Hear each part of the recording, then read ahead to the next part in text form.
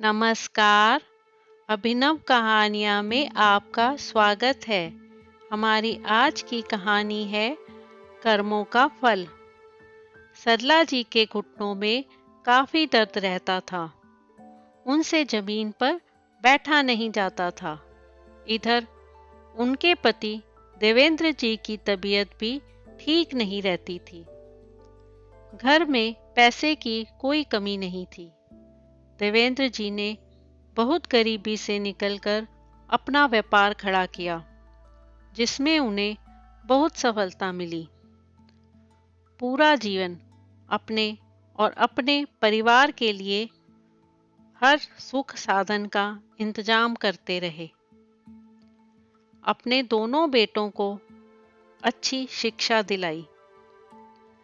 इसके बाद दोनों बेटों ने उनका व्यापार संभाल लिया, लेकिन व्यापार की बागडोर संभालते ही उन्होंने अपने पिता को घर बैठा दिया और धीरे धीरे उनसे पूरा व्यापार अपने कब्जे में ले लिया। अब माता पिता उनके लिए घर में पड़े फालतू सामान से ज्यादा कुछ नहीं थे। सरला जी और देवेंद्र जी किसी तरह अपने दिन काट रहे थे। देवेंद्र जी ने कुछ पैसा और जमीन जायदाद अपने लिए रखी थी, जिसे उन्होंने किसी बेटे को नहीं दिया था। सरला जी आज अपनी अलमारी की सफाई कर रही थीं। तभी उन्हें एक फोटो एल्बम दिखी, जिसे देखकर वे थोड़ी उदास हो गईं। उसमें उनके विवाह की तस्वीरें थीं। वे कुछ सोचकर उठीं और वह एल्बम वो देवेंद्र जी के पास ले गईं। दोनों उस पुरानी एल्बम का एक एक पेज पलटने लगे। हर तस्वीर को वो बहुत ध्यान से देख रहे थे। उसमें उनके तमाम रिश्तेदार थे, जिसमें से कुछ अब इस दुनिया में नहीं थे और कुछ से उन्होंने ही रिश्ता खत्म कर लिया था। शादी की पूरी एल्बम देखने के बाद पीछे के 2 पेजों को देखते ही जैसे वे जम से गए। उनमें से एक पेज पर देवेंद्र जी के परिवार की ब्लैक एंड वाइट कुछ पुरानी तस्वीरें थीं, जिसमें उनके माता पिता, वो और उनकी छोटी बहन सुधा थी। सुधा की फोटो देखकर देवेंद्र जी की आंखों से आंसू बहने लगे।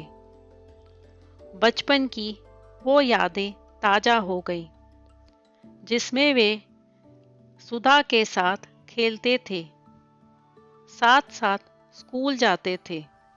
उसके बाद किस तरह पिताजी ने और उन्होंने मेहनत करके पैसा कमाया और पहले सुधा की शादी की। सुधा की शादी के कुछ ही दिन बाद पहले पिताजी फिर माँ दोनों इस दुनिया से चले गए। इधर देवेंद्र जी पैसा कमाने में इतने व्यस्त हो गए कि अपनी बहन को तो भूल ही गए।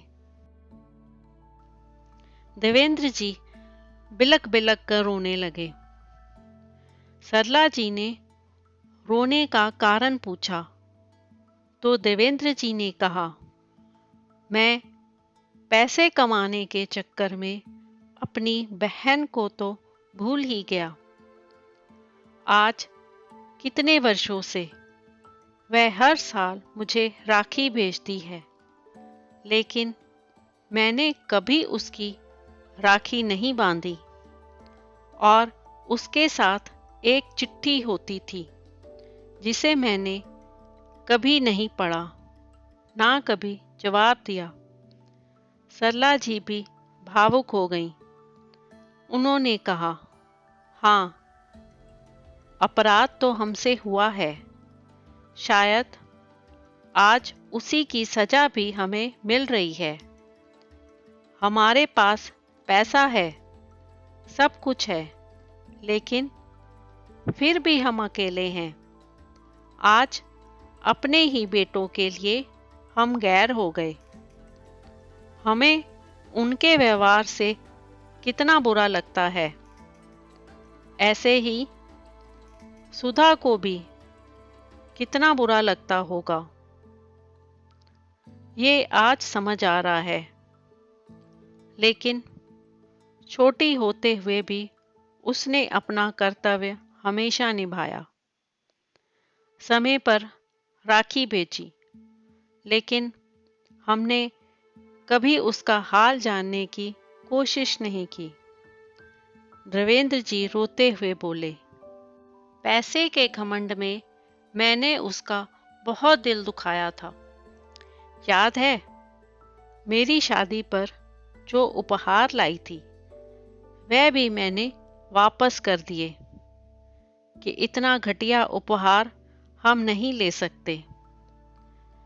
जबकि मुझे पता था कि उसकी आर्थिक स्थिति सही नहीं है, लेकिन पैसे के घमंड से मेरे मन में ये बात घर कर गई थी कि मुझे किसी की जरूरत नहीं है।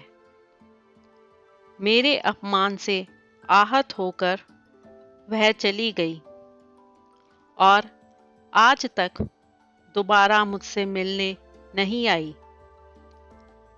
सरला जी ने देवेंद्र जी को चुप कराते हुए कहा, मैं तो नहीं थी, इसलिए आपकी बात काट नहीं सकी, लेकिन बुरा तो मुझे भी लगा था। इस घर में सबसे पहले उन्होंने ही मेरा स्वागत किया था। आपने तो कभी उसकी राखी नहीं बांधी, लेकिन मैंने उनकी हर राखी को संभाल कर रखा है। देवेंद्र जी को अपने किए पर पछतावा हो रहा था। वो बोले, सरला, एक काम करो, रक्षाबंधन आने वाला है। इस बार हम दोनों सुधा के घर चलते हैं। वो मुझे जरूर माफ कर देगी। सरला जी ने खुश होते हुए कहा, हाँ, ये ठीक है, लेकिन राखी वाले दिन नहीं, उससे 2 दिन पहले चलेंगे। पता नहीं उनकी स्थिति कैसी है। मैं उनके लिए घर का सामान और उपहार ले चलूंगी और हम उन्हें कुछ पैसे भी दे आएंगे। रक्षाबंधन से 2 दिन पहले दोनों सुधा के घर पहुंच जाते हैं। घर के बाहर आंगन में सुरेश जी बैठे थे। सुरेश जी सुधा के पति थे। इतने सालों बाद देखा तो पहचानना मुश्किल था। उन्हें देखकर देवेंद्र जी ने कहा, क्या हुआ, आपने हमें पहचाना नहीं? मैं सुधा का भाई। ये सुनकर सुरेश जी जैसे नींद से जागे। उन्होंने कहा, अरे भाई साहब, आपके आने की उम्मीद नहीं थी, इसलिए पहचानने में समय लग गया। सुरेश जी बहुत खुश हुए। उन्हें बैठक में ले जाकर बिठाया। सुरेश जी ने अपने बेटे से पानी लाने के लिए कहा। सुरेश जी का बेटा रोहित पानी लेकर आया। उसने मामा मामी के पैर छुए। देवेंद्र जी की आंखें सुधा को ढूंढ रही थीं। अब तक तो उसे खबर मिल गई होगी। वह हमसे मिलने क्यों नहीं आई? क्या अभी भी नाराज है? कुछ देर में चाय नाश्ता भी आ गया। अब देवेंद्र जी के सब्र का बांध टूट गया। उन्होंने पूछ ही लिया, सुधा कहाँ है? क्या कहीं बाहर गई है? मैंने सोचा इस बार सुधा से खुद राखी बंधवाऊंगा, इसलिए चले आए। सुरेश जी ने कहा, आप चाय पीजिए, फिर बात करेंगे। नहीं, पहले मैं सुधा से मिलूंगा। मुझे उससे अपने व्यवहार के लिए माफी मांगनी है। बाद में चाय पिएंगे, देवेंद्र जी बोले।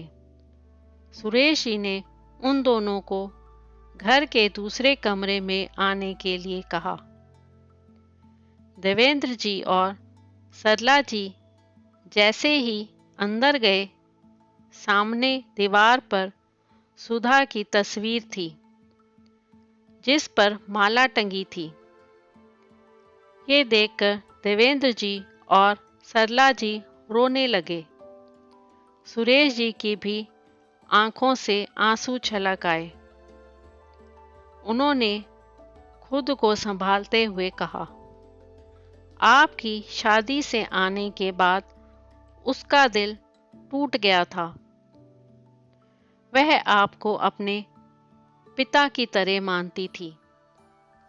वहां से आने के बाद से ही वह बीमार रहने लगी।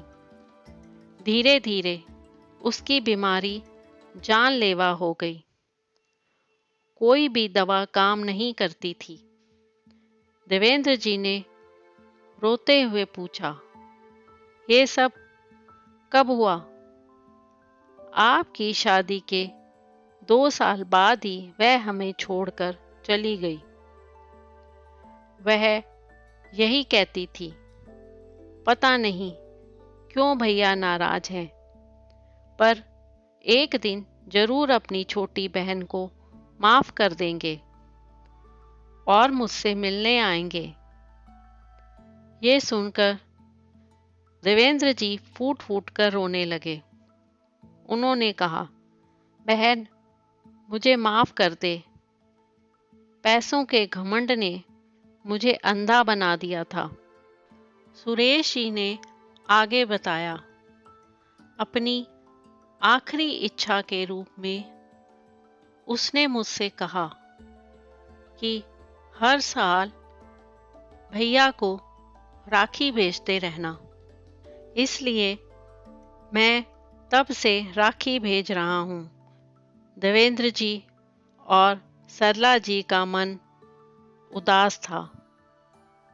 दोनों उसी समय वहां से चल दिए। उन्हें लग रहा था कि उन्हें अपने किए कर्मों की सजा भगवान दे रहा है।